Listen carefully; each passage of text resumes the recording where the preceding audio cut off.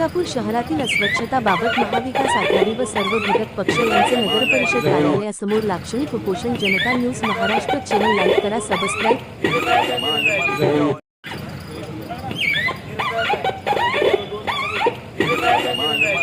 आज 21 जानेवारी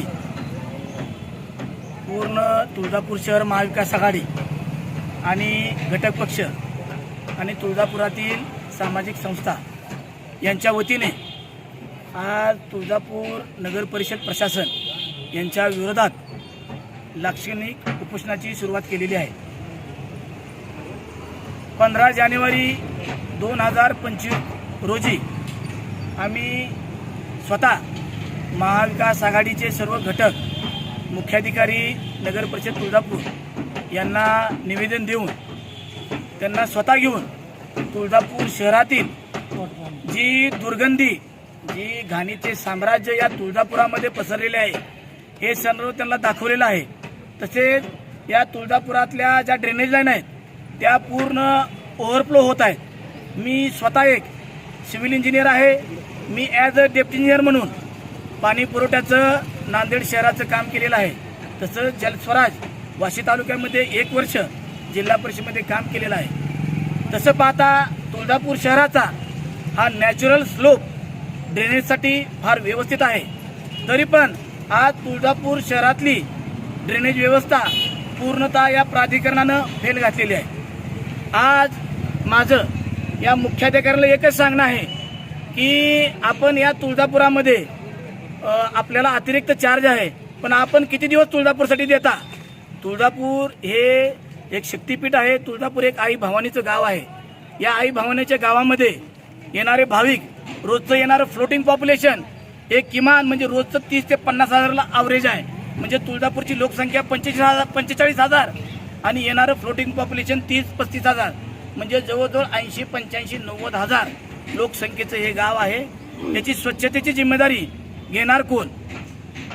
गेली 15 वर्ष झालं या नगर परिषदेवर एक हाती सत्ता आहे, एक हाती विरोधकांची आमच्या सत्ता आहे.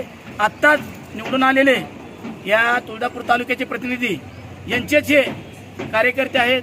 आज यांची उदासीनता पाहून अक्षरशः आम्हाला ह्या तुळजापुरात राहण्याची शरम वाटते. या तुळजापुरात आज मी सकाळी 10 वाजता इथे उपोषणाला सुरुवात केली. सुरुवात केल्या एक भाविक आले आणि त्या भाविकांनी एक त्याच्यावर अभिप्राय लिहिला की तुळजापुरामध्ये पुढच्या वेळेस आम्ही दर्शनाला येऊ का नाही. आम्हाला येण्यासाठी आमच्या येणाऱ्या महिला या नाकाला पदर लावून येतात ही त्यांनी अपेक्षा बोलून दाखवलेली आहे. तसेच आमची दुसरी मागणी अशी आहे की जो हुतात्मा स्मारक ते पावणारा गणपती हा तुळजापुरातला मेन बाजारपेठचा रस्ता आहे. या बाजारपेठच्या रस्त्याची दुरावस्था आपण पाहिली तर अक्षरशः लाजिरवाणी गोष्ट आहे. मागच्या वेळेस 158 कोटी या प्रतिनिधीने आणले, पण जिथं निर्मनुष्य, जिथं मनुष्य राहत नाहीत अशा ठिकाणी त्या रस्त्याची, त्या गटारेची सोय होत आहे. काचेसारखे रस्ते, जिथं लोक राहत नाहीत तिथं काचेसारखे रस्ते होतात. आणि जिथं लोकांची संख्या भरपूर आहे, जे गावाचं मध्यभागी ठिकाण आहे, जे मंदिरच्या जवळील भाग आहे, त्या भागामध्ये आज अक्षरशः एखाद्या स्लम एरियात राहिल्यासारखं वाटतंय किंवा एखाद्या जिथं कधीच घाणीचं म्हणजे कधीच घाण काढली नाही अशा ठिकाणी आपण राहतो काय की अशा ठिकाणी लोक वास्तव्य करत आहेत. तर याच्यावर असं दिसून येतं की या गावातले प्रतिनिधी किंवा हे जे निवडून आलेले प्रतिनिधी आहेत यांची तुळजापूरबद्दल किती विकास करायची साशंकता आहे. आता हे भले मोठे आश्वासन देत आहेत की तुळजापूर शहराला, तुळजापूर मंदिरला मी 2000 कोटी आणले, मी 2500 कोटी आणले किंवा आज मंदिरचं काम चालू आहे. ठीक आहे, आमचं मंदिरच्या कामाला, विकासाच्या कामाला विरोधक म्हणून कुठलाच विरोध नाही, आम्ही त्यांच्यासोबत आहेत.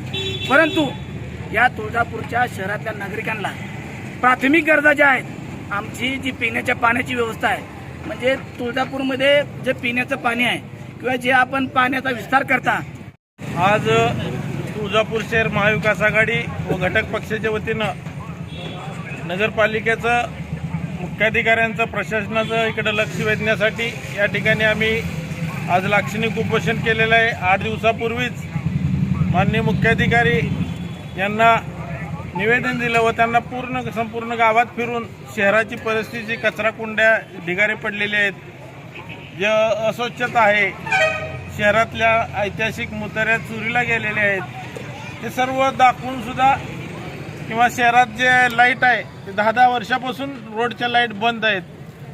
निकृष्ट जे प्राधिकरणात लाईटचे कामं झाले त्यामुळं आजपर्यंत लोकांना रात्री अडखळत चालावं लागतंय. मागच त्या जुन्या कन्याशाळेसमोर एक महिला जखमी झाली त्या नालीत पडून, त्या ठिकाणी लाईट नाही. अशा अनेक समस्या या नगरपालिकेच्या आहेत. तरी परंतु या प्रशासनाचं किंवा येथील जे आमदार आहेत त्यांचं सुद्धा या तुळजापूर शहराकडे लक्ष नाही.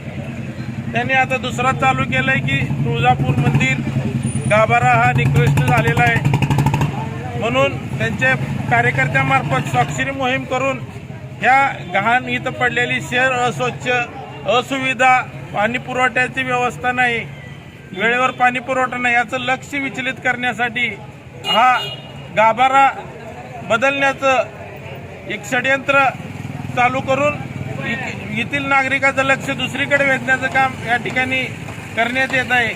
तरी आमची प्रशासनाला विनंती आहे की हा गाभारा अत्यंत चांगला आहे, अत्यंत दगडी बांधकाम आहे. 2000 वर्ष तो ह्या गाभाऱ्याला काही होणार नाही. तरी आपण आमच्या हिंदू धर्माचं जे इथलं ह्या क्षेत्र आहे याचं सुद्धा त्यांनी त्याला हात लावण्याचं काम करू नये. आहे त्यातच काय सुधारणा करावी. तुम्हाला काय विकास करायचो मंदिरच्या बाहेर करून तुम्हाला भाविकांच्या सुविधा करायच्यात. आज मागील प्राधिकरणात साधा एक पावणारा गणपती ते हुतात्मा स्मारक मंदिर हा रस्ता करणं यांना झालेलं नाही. 10 वर्षे आता या ठिकाणी 15 वर्षे सत्तेत आहेत, परंतु तो रस्ता सुद्धा त्यांना दिलेल्या पैशातून करणे झालेलं नाही.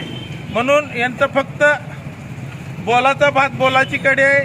लोकांना खोटे आश्वासन द्यायचे, लोकांना बळी पाडायचं, एवढंच या ठिकाणी सत्ताधाऱ्याचं काम आहे. म्हणून आम्ही या माध्यमातून मुख्याधिकाऱ्यांना सांगतो की आपण तुळजापूर शहराच्या आरोग्य, रस्ते स्वच्छता, पाणी आणि लाईट हे साधे प्रश्न आपण सोडवले तरी आमच्या भाविकांना त्याचा फायदा होईल. परंतु आपण हे न बघता तिसरेच प्रश्न उकरून जनतेची दिशाभूल करत आहात. तरी येत्या 10 दिवसात आपण जर हे सर्व प्रश्न मार्गी नाही लावले तरी आम्ही आपल्या कार्यालयाला टाळे ठोक आंदोलन करू, हा इशारा या ठिकाणी देतो. माझे 2 शब्द संपवतो. जय हिंद, जय महाराष्ट्र.